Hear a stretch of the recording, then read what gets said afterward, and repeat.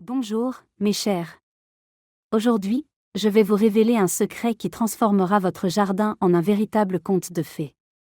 Pas juste un conte, mais une légende dont les voisins parleront à voix basse et même vos petits-enfants, ceux qui passent leur temps sur leur téléphone. Et par où allons-nous commencer? Par les déchets de cuisine. Oui, vous avez bien entendu. Ces épluchures, ces noyaux, ces restes que vous jetez chaque jour dans la poubelle. Intriguant, n'est-ce pas? Alors écoutez bien, car je vais vous emmener sur un chemin que peu de gens connaissent. Vous êtes-vous déjà demandé combien de trésors nous jetons? Par exemple, vous épluchez une pomme, la peau va à la poubelle. Vous mangez une pêche, le noyau suit le même chemin. Pourtant, dans ces déchets, il y a une force cachée que nos grands-mères connaissaient, mais qu'elles ont oublié de nous transmettre. Moi-même, je ne l'ai pas compris tout de suite. Il y a une quinzaine d'années, quand mon dos ne se plaignait pas encore après chaque séance au jardin et que mes mains obéissaient comme dans ma jeunesse, j'ai décidé, fini le gâchis. Et j'ai commencé à expérimenter. Les voisins se moquaient de moi à l'époque. Quoi, tu vas faire du compost avec des épluchures? Mais je ne discutais pas, je souriais et je faisais à ma manière. Et puis un jour, en épluchant des abricots pour une confiture, j'ai regardé le tas de noyaux et je me suis dit, et si je les plantais? Parce que dans chaque noyau, il y a un arbre entier. Ce n'est pas de la poubelle, c'est l'avenir. Et là, ça m'a frappé, et si ça donnait quelque chose d'extraordinaire? Peut-être un arbre qui deviendrait la légende de notre jardin? Imaginez, vos petits-enfants diront, cet arbre a poussé d'un noyau qu'on a failli jeter après avoir fait de la confiture. Ça ressemble au début d'une belle histoire, non? Alors, j'ai commencé à ramasser les noyaux. Pêche, abricots, prunes, même des cerises malgré les complications. Que ça représentait, tout y passait. Mon mari, que son âme repose en paix, secouait la tête, tu veux transformer le jardin en jungle? Et moi, je lui répondais, attends un peu, tu me remercieras quand on prendra le thé sous un pêcher. Et savez-vous quoi? Il l'aurait fait, s'il avait vu la première récolte, des pêches si juteuses qu'on s'en léchait les doigts. Mais enfouir les noyaux tels quels dans la terre, ce n'était pas mon style. J'ai décidé d'apprendre à leur donner vie. J'ai découvert qu'un noyau, c'est comme la belle au bois dormant, il faut le réveiller.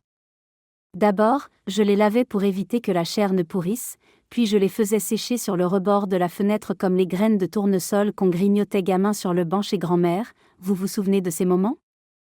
Le soleil qui chauffe, toi assis là, à croquer des graines, et le chat du voisin qui ronronne à côté. Mes noyaux séchaient comme ça, au soleil, jusqu'à devenir durs comme des petits cailloux. Ensuite attention, c'est important. Je les enveloppais dans un chiffon humide et je les mettais au réfrigérateur. Oui, au réfrigérateur, juste à côté de la choucroute et du bocal de cornichons. Ça s'appelle la stratification, un mot savant, comme dans un livre de science, mais c'est simple, le noyau pense qu'il a traversé l'hiver et se réveille. Je l'ai même montré aux petits-enfants plus tard, regardez, le noyau dort, et puis, hop, il se réveille. Ils riaient, mais ils ont commencé à rouler les chiffons eux-mêmes, c'est curieux, c'est petit. Au bout de 2 mois, je sortais les noyaux, et ils avaient des fissures, certains avec de petites queues blanches, les germes. Et là, la magie commençait. Tu plantes un noyau comme ça dans un petit pot avec de la terre. Je prenais une vieille casserole qui ne servait plus pour la soupe ou des boîtes de biscuits vides que les enfants avaient fini et tu attends. En 2 semaines, tu vois un petit bec vert pointé hors de la terre. N'est-ce pas un miracle? Je restais assise près de la fenêtre à regarder mes pots comme des trésors. Chaque matin, je courais voir, alors, qui s'est réveillé aujourd'hui? Comme une maternelle pour plantes. Je les arrosais avec l'eau de la bouilloire, pas bouillante, bien sûr, celle qui avait refroidi, et je leur parlais. Oui, ne riez pas, on dit que les plantes entendent les voix, et je le crois, parce que mes pouces s'étiraient vers le soleil comme pour dire merci. Puis, au printemps, je les ai transplantés au jardin, et là a débuté mon épopée. Le premier petit arbre qui a pris chez moi était un abricotier. Quel fruit éclatant il a donné après 5 ans, comme des petits soleils sur les branches, brillants au coucher du soleil. Mais avant ça, il y a eu des échecs, forcément. La moitié des noyaux n'a pas germé, peut-être les avais-je laissés trop longtemps au frais ou la terre était trop humide après la pluie. L'autre moitié a péri sous les gelées le printemps ici, vous savez, est capricieux, un jour, on dirait l'été, et la nuit, un froid qui te dit adieu au pouce. Une voisine, sévère comme une institutrice de CM2, m'a dit « Laisse tomber cette folie, achète un plant au pépiniériste, ne te fatigue pas. » Mais moi, têtu comme une mule, je lui ai répondu « Non, je vais faire pousser le mien, avec ce que j'ai sous la main. » Et savez quoi? Quelques années plus tard, j'avais 3 petits arbres sur mon terrain, un abricotier, un pêcher et un prunier. Tout ça sorti de la poubelle. Les voisins ont commencé à lorgner « C'est quoi, ce verger que tu as là ?» Et moi, je riais, le secret est dans la poubelle, venez, je vous raconte. Et ils venaient, parfois avec une tasse de thé, parfois avec des gâteaux, ils s'asseyaient sur le banc, et je leur expliquais tout de A à Z. Mais ce n'était pas fini. Un jour, j'ai décidé que les noyaux, ce n'était que le début. Les pots de pommes, les épluchures de pommes. De terre, même le marc de café du matin, tout ça, c'est aussi des trésors. J'ai commencé à faire du compost. Au début, je jetais tout en tas derrière l'abri par paresse et parce que mes forces ne sont plus celles d'antan. Mais ensuite, je me suis prise au jeu, j'ai remué, arrosé avec l'eau où j'avais cuit des pâtes, quel gâchis de la verser. Retourné avec une fourche, comme au temps où je faisais les foins, sauf que maintenant, mon dos grognait un peu moins. Et en un an, j'ai obtenu une terre noire, meuble, grasse, comme du beurre dans la poêle. J'y ai planté mes petits arbres, et ils ont poussé comme ensorcelés. Même un vieux pommier, sec depuis 10 ans, a fleuri d'un coup, j'ai failli faire tomber mes lunettes de surprise. Des fleurs blanches comme la neige, une odeur qui a attiré toutes les abeilles du coin. L'année d'après, il a donné des fruits, petits mais sucrés, comme ceux de mon enfance, quand on grimpait aux arbres avec les copines jusqu'à ce que grand-mère nous chasse avec son balai. Là, j'ai compris, les déchets, ce n'est pas de la poubelle, c'est la clé d'un jardin légendaire. Ensuite, j'ai eu une autre idée. J'ai pris des trognons de pommes qui restaient d'un gâteau et je les ai mis à tremper dans un seau d'eau. En quelques jours, l'eau a fermenté, ça sentait le vin jeune, j'en avais presque le tournis. Je l'ai filtré avec une gaze, un vieux rideau de cuisine, et j'ai arrosé mes arbres avec. Et devinez quoi? L'année suivante, ce pommier qui n'avait rien donné depuis qu'on avait acheté le jardin a produit des fruits énormes, juteux, comme dans les contes, avec des pommes rajeunissantes. Les voisins ont accouru pour voir, ils demandaient « Qu'est-ce que tu as mis dedans ?» Et moi, tout vient de la cuisine, je n'ai rien acheté. Et c'est vrai, tout ce qu'il faut est déjà chez nous. Mais l'histoire ne s'arrête pas là. Un jour, les petits-enfants sont venus bruyants, joyeux, avec leurs gadgets qu'ils tripotent sans arrêt. Je les ai emmenés au jardin et j'ai dit « Ce péché est né d'un noyau qu'on a failli jeter quand j'ai fait votre confiture. » Ils n'y croyaient pas, ils rigolaient, « Tu l'as inventé. » Mais après, ils ont ramassé des noyaux, l'un a même apporté un bol, fait encore de la confiture, je prends tous les noyaux. Depuis 3 ans, on a un projet familial, au jardin, chacun plante son arbre.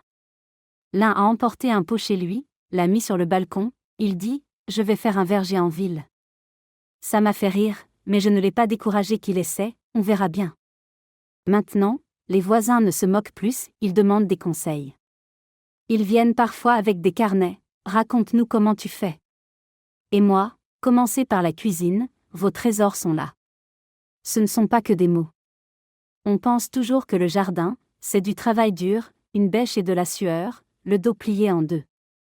Mais je vous dis, c'est aussi un jeu, une aventure. Tu prends ce qui semble inutile et tu en fais une merveille. Et n'ayez pas peur des échecs, tous les arbres ne survivent pas, tous les noyaux ne germent pas. J'ai replanté 3 fois parfois avant de trouver le bon endroit, là où la terre est riche et le soleil chauffe plus. Mais ceux qui tiennent deviennent vos légendes. Imaginez, vous marchez dans votre jardin, et là, des arbres que vous avez fait naître de ce que vous jetiez avant.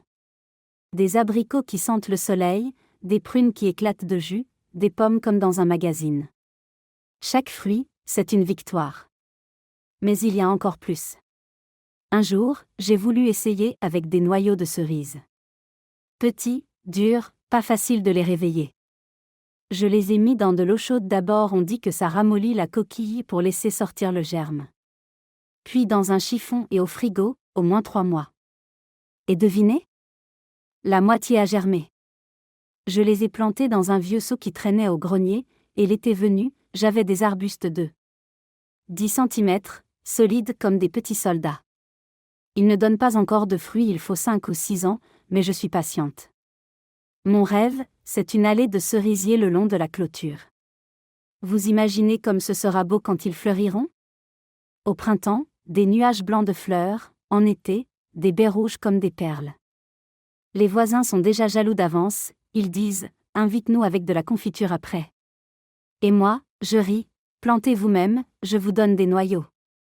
J'ai aussi remarqué que les déchets aident plus que les arbres. Les épluchures de pommes de terre, enterrées sous les groseilliers, rendent les baies plus sucrées, je ne m'y attendais pas avant de goûter. Avant, elles étaient acides, maintenant les petits-enfants vident un bol en un après-midi. Le marc de café, je le mets sous les rosiers, ils fleurissent tellement que les passants s'arrêtent pour regarder, certains prennent même des photos. Une fois, une dame d'une autre rue est venue, « Où as-tu trouvé ces roses ?» Et moi, dans la cafetière. Elle n'a pas compris tout de suite, puis elle est repartie en courant ramasser son marc. Même les coquilles d'œufs, je les utilise, je les écrase dans un vieux mortier, celui de ma mère, et je les répands dans la terre pour le calcium. Les poiriers adorent ça, les fruits sont plus fermes, ils ne craquent pas. Et le plus incroyable ? Tout est gratuit. Pas besoin de courir les magasins, de dépenser la pension en engrais ou en sachets avec des noms compliqués. Tout est déjà chez vous, il suffit de tendre la main. J'ai calculé, en 5 ans, je n'ai pas dépensé un sou en fertilisant, et le jardin fleurit comme à la télé. Mais le meilleur, ce n'est pas juste la récolte. C'est l'histoire que vous créez. Chaque fois que je regarde mes arbres, je me souviens comment tout a commencé, un tas de noyaux sur la table de la cuisine, un chiffon humide au frigo, une petite pousse dans une casserole. Et je pense. Ce n'est pas juste un jardin, c'est ma petite légende. Et vous pouvez en avoir une aussi. Je vous raconte une anecdote qui me fait encore rire. Un jour, j'ai voulu faire pousser un citronnier, oui, un citronnier, comme ceux en pot aux fenêtres des citadins. J'ai acheté un gros citron jaune au marché, j'ai sorti les pépins et je les ai plantés. Je me suis dit, et si ça marchait ? En un mois, 2 pousses sont sorties petites, fragiles, mais vivantes. Je les arrosais, je les mettais au soleil, je tirais même le rideau pour leur donner plus de lumière. Une voisine est entrée, les a vus et a dit « Quoi, tu fais un tropique chez toi ?» Et moi, pourquoi pas ? On aura nos citrons pour le thé. Ils n'ont pas encore donné de fruits, il faut 10 ans et plus de chaleur qu'on en a, mais je ne lâche pas.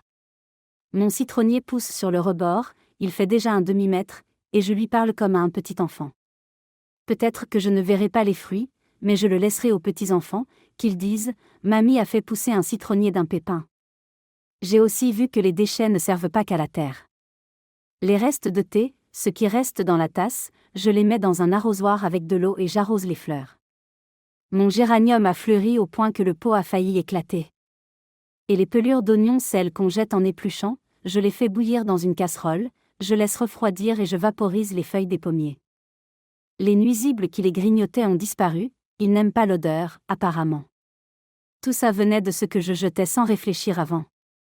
Alors, la prochaine fois que vous éplucherez des fruits ou ferez cuire des pommes de terre, ne vous pressez pas avec la poubelle. Regardez bien, et si dans vos mains se trouvait le début d'une nouvelle histoire ? Essayez, mes chers. Ramassez des noyaux, faites tremper des épluchures, préparez du compost, et voyez ce qui arrive. Ne craignez pas si. Ça rate au début, moi aussi, la moitié de mes essais ont échoué avant que je trouve le truc.